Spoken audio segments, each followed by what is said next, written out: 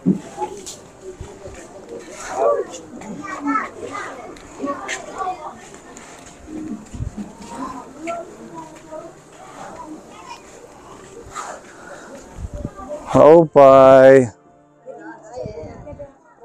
Haupay ng adlaw eh. Sige lang po. Okay lang nanay, dyan lang kayo. Opo. Sige, sunod lang po. Oo, gama po. Sige nanay, pasok kayo. Huwag kayong may... kayo yung nanay ni Arjan, ni Kagawad. Magandang tanghali sa inyo. Maguligo, sir. Opo. Kasama natin si Kagawad nandito. Orang pa, mahali pa nagpapabalisan sa madatang kahit yan ang. Ay, siya ala, yun siya do. Anak po siya. Para ba Paano dito po? Magagura may ibang kukuruan. Kada, may grade. Hello, Ate Janet. Kinaon ka na? Oo. Malungkot si Ate Janet. Kasi ang pangala, magulang niya, namatay, binuno siya sa kampidan, kapatid niya. Si Kuya Jeffrey. Oo. Masakit, sir. Kasi lakad ng lakad kasi hindi na ano sa akin na sunod. Huwag kang maglalakad, nakaanoy ng mga luko-luko. Yan. Ang tatay na patay na siya pa. Kung nandito lang siya sa bahay, hindi nagkakaganyan.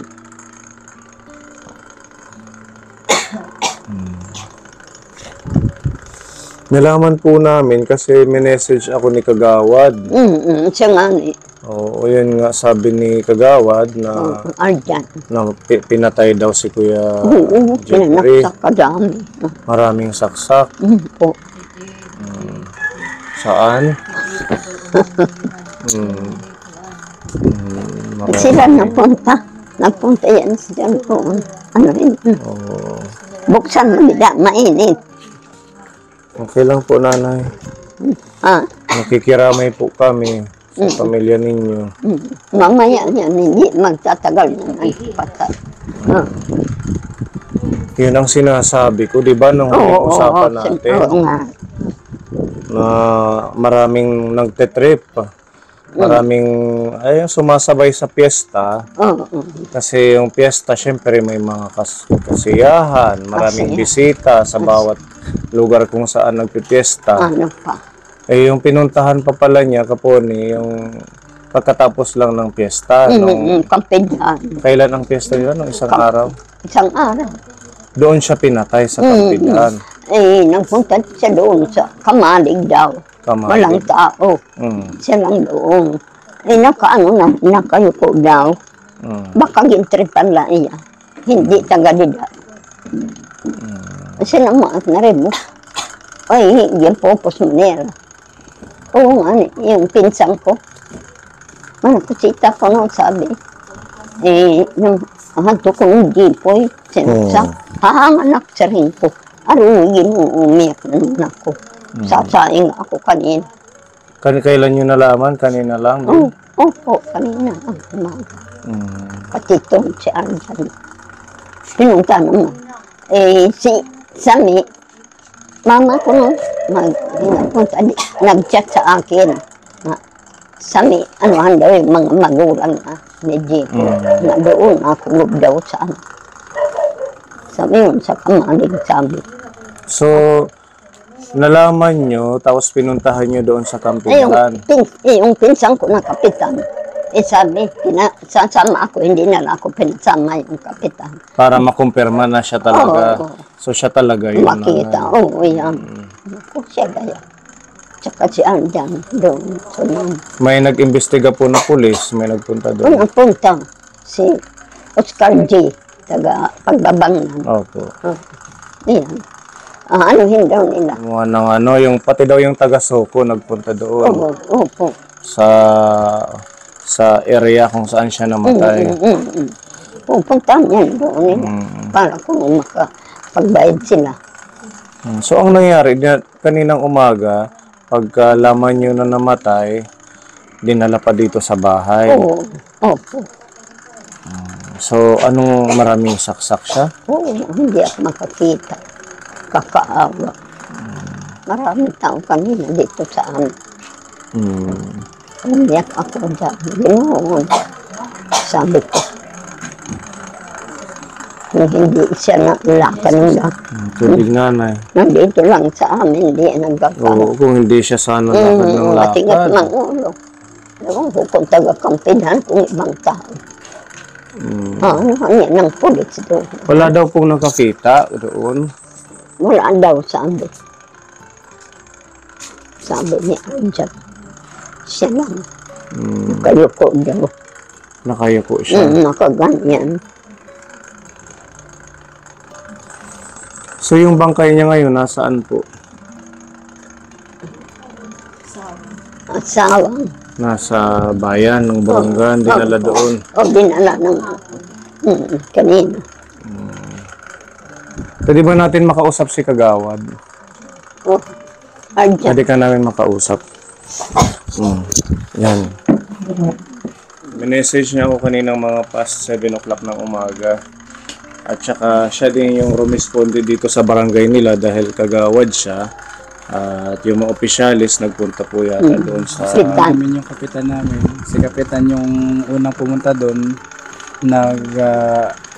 Kung talagang siya yung Kinonfirm. sinaksak doon. Oo. Yung kapitan muna yung pumunta doon. Tapos yung isa naming kagawad. Tapos sumunod ako doon para mag-confirm din kung totoo talaga. Yun nga, Santos ay papunta namin. Talaga siya yung nakahandosay doon sa may cottage doon na pinangyarihan ni Kuya Jeep pa rin. Nakita namin talaga na siya talaga yung pinatay doon sa cottage na yun. Yun nga, naawa kami sobra. Kasi hindi namin kasi alam kung sino ang pumatay or kung sino man ang gumawa. Wala daw kasi doon nakakita. Yun yung masaklap doon. Pero nung nakita ninyo, nung pinunta nyo kanina, sariwa pa yung mga sugat.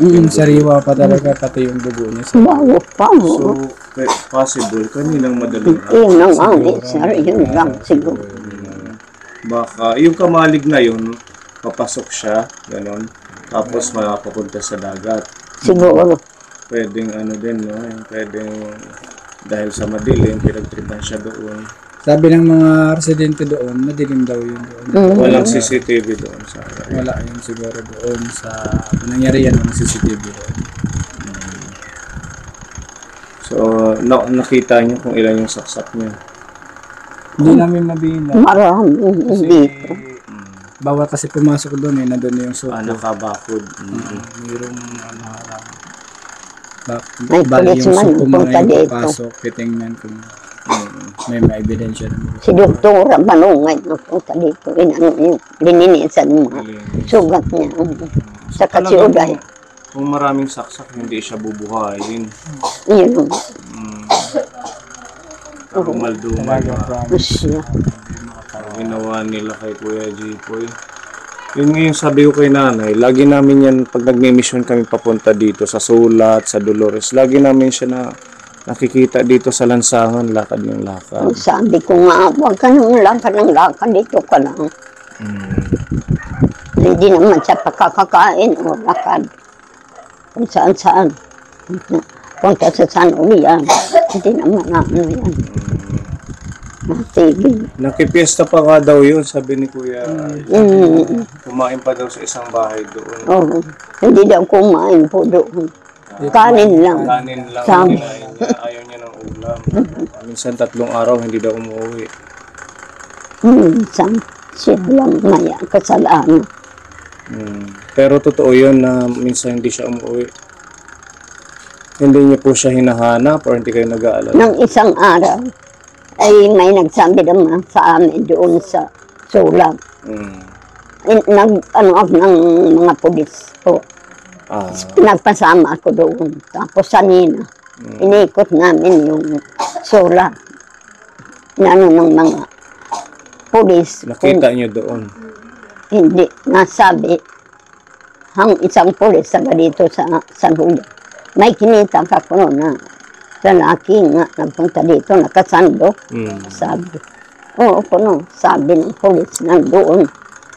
Sabi, asya na, di nagtatagal itong anak kong kasama. Yan din ako noon, anay, si kuya. Naglilinaka, nagtatakbo. Sakay, ang pulis naman dito. Sabi ko, nakulang ka ng lakad ka kasi ano na kami pag hinanap sa'yo. Yan. Mag-usap-usap muna kami ng consejo kung ano pwedeng may tulong sa kanila. Kahit pa paano nakatulong naman. So dito siya ibuburol nanay sa bahay niyo. Opo. Pagdating mamay.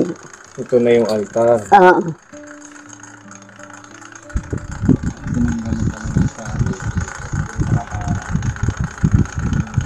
Sigari nga. Sino po ang nagdala sa kanya sa punerarya? Iski. O yung anyo sa funeral, ano yun, libre yung pag sa kanya, paglalagay sa kabaong. Yung service, yung libre. Libre yan. Siguro ng pinsan nila. Si Boy, pamangkin ko. Pamangkin ninyo, tinulungan kayo. Nasungko. Pagdasal nyo na lang, Ano pang, ang ating Diyos hindi natutulog. Ano? Niya kung ano yung nangyari. Tsaka ano yan, may gagawa ng autopsy. Autopsy report yung taga-Soko, di ba? Nagpunta yung Soko. Yung ano lang, siguro yung area doon na pinangyarihan, titingnan nila doon. Yung autopsy nagawa nata siguro. Yung sa ano yan, death certificate kung ano yung kinamatay niya. Kanina lang yan, ano? Possible siguro umaga ito. kukagaw na. Hindi dyan yan. Yun ang tingnan nanay. Yun nga, yan lang. Kawawa naman. Picture na. Ayan. Para siyang nakayuko.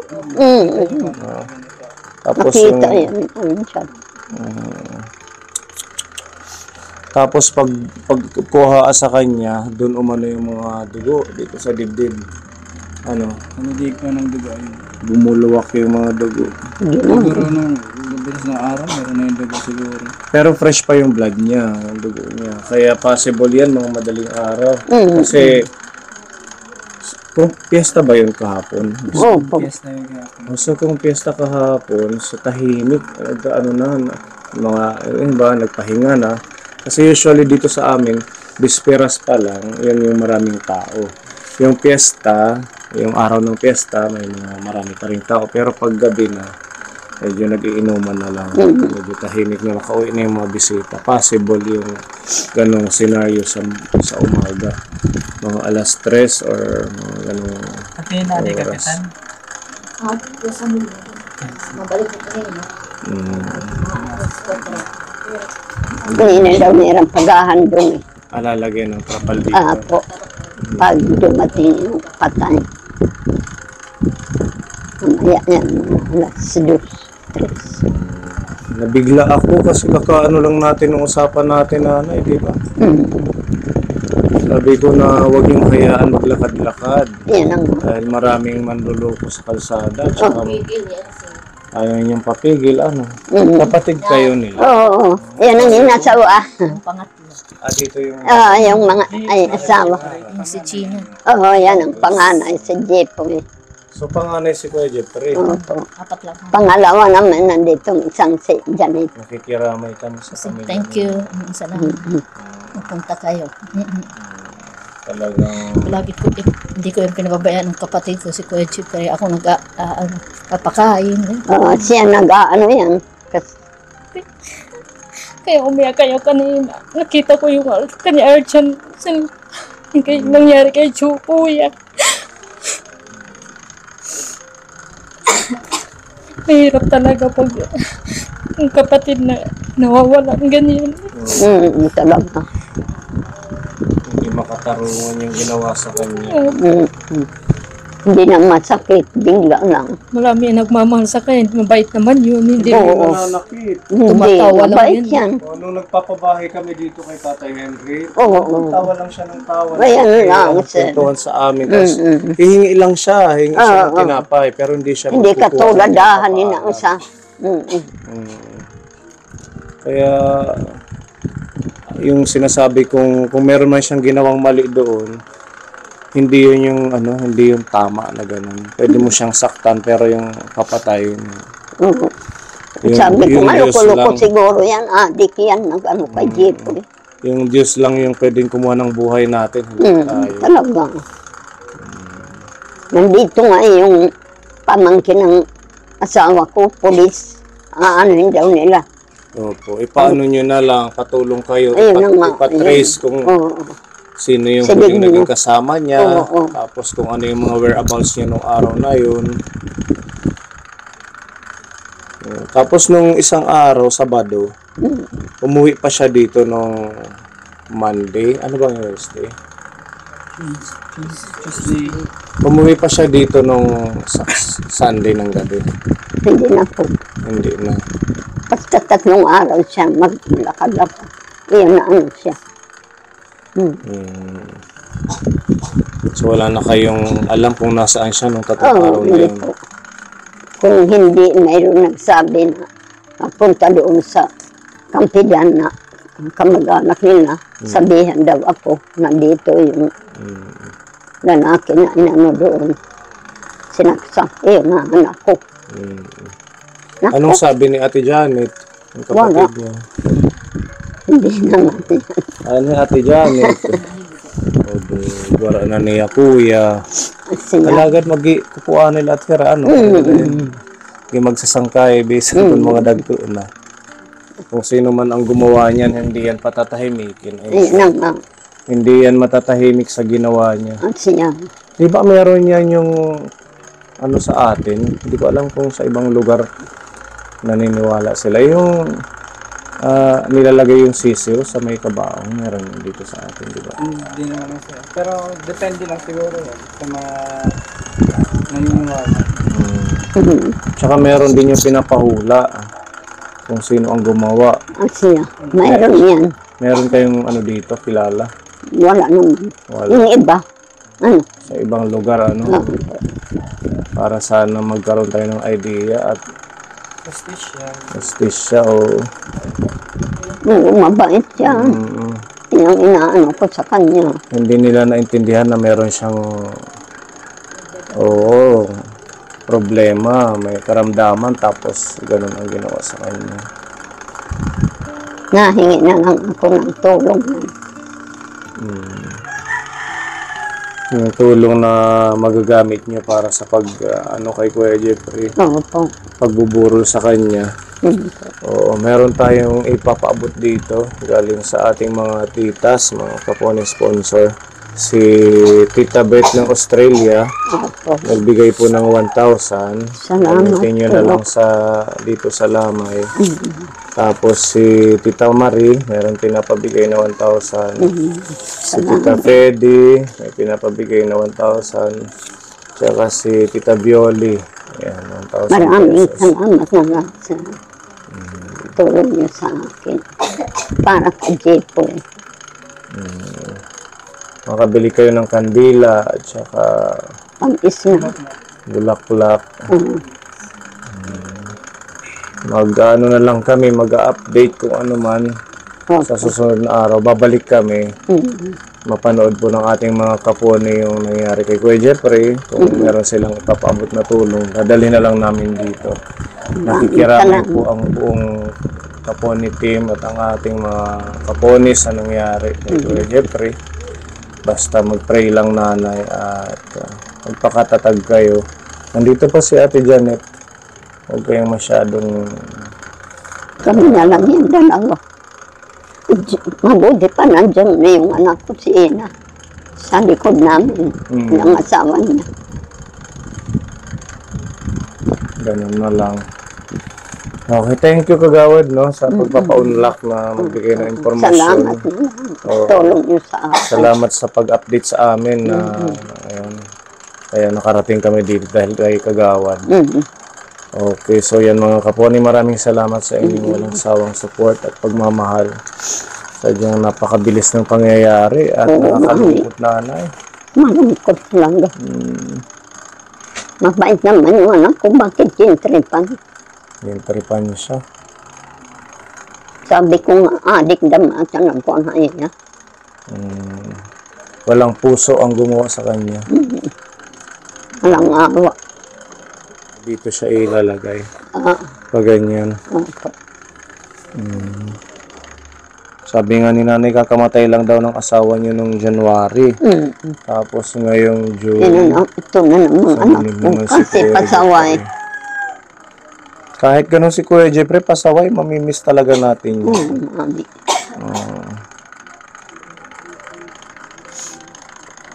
Ha? O pag inura-ura. Oo, sir. Salamat. Opo. Mabalik na lang nga ho kami. Bisa natin ganyan, mahal ko. Bisa walang trabaho. Kahit lakad-lakad lang. Oo. Talagang pag anak natin yan. Kahit walang Titingnan ginagawa. ko. Mahal pa rin natin yun. Ilang taon na siya ngayon? 40. 40 years old. Yan ang Bata pa siya, ano? opo. Oh, Ate Gina. Ate Gina, buligin na lang yung nanay. Ayaw papabay eh. Kay unina bangin, unina magkasakit, yung nagpipiniraw. Jadi malaki tuyo. Hiling-hiling. At saka wag nyo nang tagalan ang burol. Sinanganit, sir. Oo, hindi yan ano. Kung wala namang inaantay, ilibing agad para hindi. Kasi the more na nakikita natin siya na nandyan, sobrang lungkot, magkakasakit, puyat pa, gastos pa sa pagpapalamay. Oo, hanggat maaari. Huwag nyo nang patagalin. Importante dinadasalan. Oo. Nag-start na kayo ng dasal? Mamaya. Mamaya pa lang. Pinsan. Alas 2. Ganun na lang. Pagdating Tapos, pagkatapos nito, itong pagkalibing sa kanya, makipag-coordinate ka sa kapulisan. Alamin ninyo dito sa barangay kung sino talaga Tumani yung pinsan ng ang kapatid. salarin. Anong asawa ko, polis. Yan, ano daw yan. Oo. Hahanapin nila doon. Hindi pwedeng ganun na hindi walang hustisya. Marami yan. Ay, dalhin. Retire. Ay, dalhin sa Dapat maano yan. Kasi pag once hindi yan malaman, gagawin ng gumawa sa kanya, ng nagtrip sa kanya, na hindi mahuli. Pwede pa yan gumawa sa ibang lugar, kaya maputol na. So, maagapan na hindi na siya makagawa ulit ng ganyan. Kawawa yung mga inosente. Kung may problema si Kuya Jeffrey sa pag-iisip, mas malala pa siya. Kasi po, pumatol siya sa ganyan. Mas abnormal pa siya kay Jepo. Yung isa dapat inintindi nila, kaya ngayon lakad ng lakad dahil wala sa tamang pag-iisip. Dapat kung ganun man, hinayaan, pinakain. Kung may kasalanan, pinagsabihan or kung ano man, pwedeng paluin. Pero yung sobrang ganun, Huwag naman. Kasalanan sa Kasalanan. Diyos ko po. hindi yan tama. Bigla lang po. Hindi na siya kanina, na-consent. Dinadala na may suga. Yun nga po. Akala ko naman na diniretso na doon, dinala pa pala dito. Sinek pa ng doktora yung mga sugat. Malalalim daw ang sugat, sabi ni Kuya. Malalim. Kawawa naman si Kuya Jeffrey. Yun ang Nakahanap pa siya ng ganon talaga naman. Pag naano sa kamalasan, ano nanay. oo. Hindi ko pala na magaganyan siya.